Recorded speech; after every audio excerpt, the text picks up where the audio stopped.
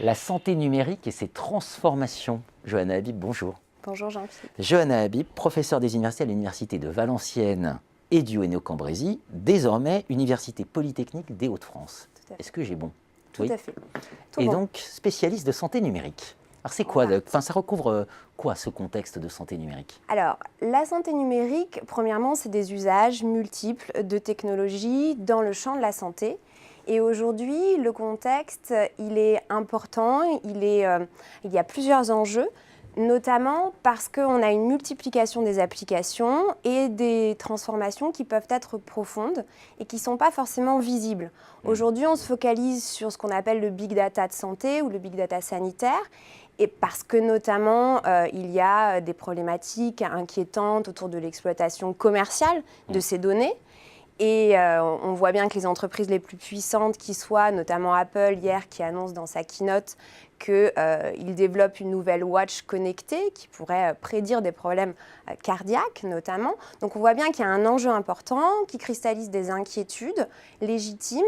Mais à côté de ce mouvement du big data ou d'applications plus importantes ou plus visibles, on a aussi des dynamiques de transformation réelles qui sont à l'œuvre et qui sont issues d'applications anodines, banales, courantes.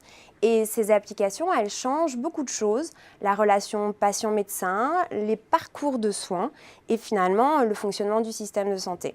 Pour être très clair, c'est vrai que c'est toutes les applications qu'on a en tête. Vous pouvez en citer quelques-unes, non, sur la santé ces fameuses applications que vous allez qualifier d'anodines. Tout à fait. Alors, sur ces applications, globalement, la santé numérique, normalement, ça regroupe 3 grands domaines d'application.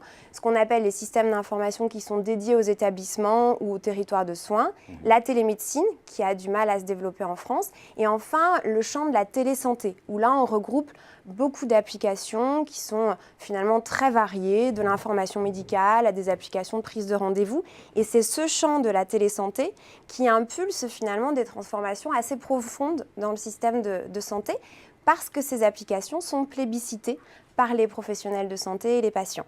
Alors plébiscité, mais parfois aussi un peu ennuyeuse, parce que quand on commence à noter son médecin, quand on commence du côté du médecin, pouvoir sélectionner ses malades selon le type de pathologie, ça pose un certain nombre de questions. Ça pose un certain nombre de questions. Les logiques sont finalement assez singulières, parce que depuis 40 ans, dans le champ de la santé numérique, il y a eu des investissements très importants, mais des échecs récurrents et répétés dès lors qu'il s'agit de dispositifs qui ont été conçus pour ou par des organisations de santé. On peut citer le cas du dossier médical personnel qui a un échec important en France. Ça fait plus de 10 ans qu'on essaye de le développer et on n'a toujours pas un carnet de santé numérique pour les citoyens. Et à côté de ça, en effet, on a des ruptures importantes qui émergent d'applications comme Doctissimo qui renseigne le patient et qui change la relation patient-médecin, ou encore, pour les professionnels de santé, des applications comme Doctolib qui permettent aux professionnels de choisir des patients en fonction de leur motif de consultation. Et ça pose des questions parce que, si on prend un exemple très concret, un dermatologue peut être disponible sur Doctolib à 3 jours pour une consultation d'ordre esthétique, mais ne pas l'être avant 3 mois pour une consultation médicale.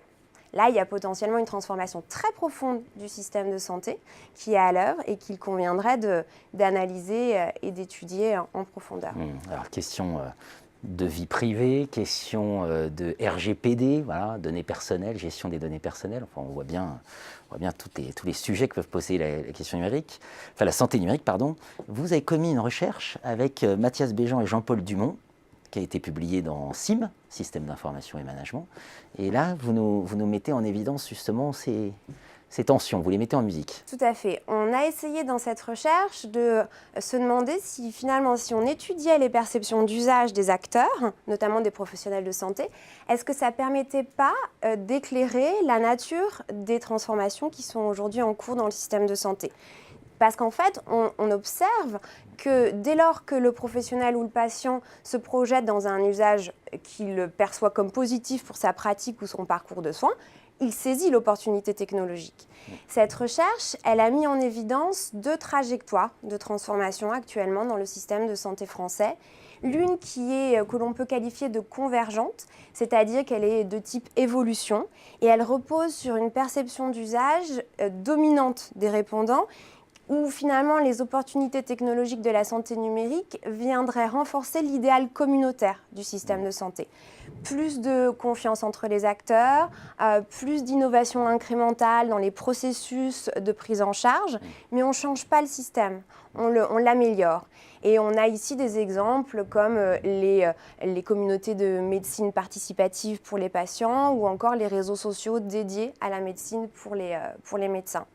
Et à côté de cette trajectoire, on a quand même une mise en tension aujourd'hui avec un changement qui pourrait être plus divergent, plus profond, plus de type révolution, qui est impulsé par le souhait d'une partie des répondants de notre étude d'aller vers des applications de type transactionnel et qui aborde la question du business de la médecine à distance ou encore celle de communautés transactionnelles où on aurait des premiers niveaux de services qui sont gratuits et d'autres qui sont payants pour les patients ou pour les professionnels du système de santé. On n'échappe pas au freemium, même dans la santé. Dans la santé.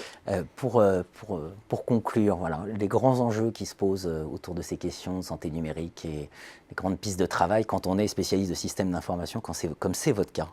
Alors, la question qui me semble aujourd'hui importante, c'est une question qui consisterait à savoir finalement si ces transformations, quelle que soit leur intensité, ces transformations qui émergent, est-ce qu'elles vont dans le bon sens pour le système de santé et, in fine, pour la qualité des soins? Je ne suis pas sûre aujourd'hui que toutes ces innovations, ces applications de santé numérique aillent dans le bon sens en termes de qualité des soins. Et certaines d'entre elles nécessiteraient peut-être un peu plus de régulation. Peut-être notamment l'exemple de Doctolib ou des exemples comme les avis sur Google qui permettent à un patient mécontent d'évaluer un professionnel de santé dont normalement la légitimité repose avant tout sur son savoir, sa formation et son expérience. Et à retenir cette idée que le changement ne provient pas forcément d'une grande vision délibérée, pensée, mais surveiller ces petites applications anodines qui transforment le monde. Des révolutions. Merci Johanna Habib. Merci Jean-Philippe.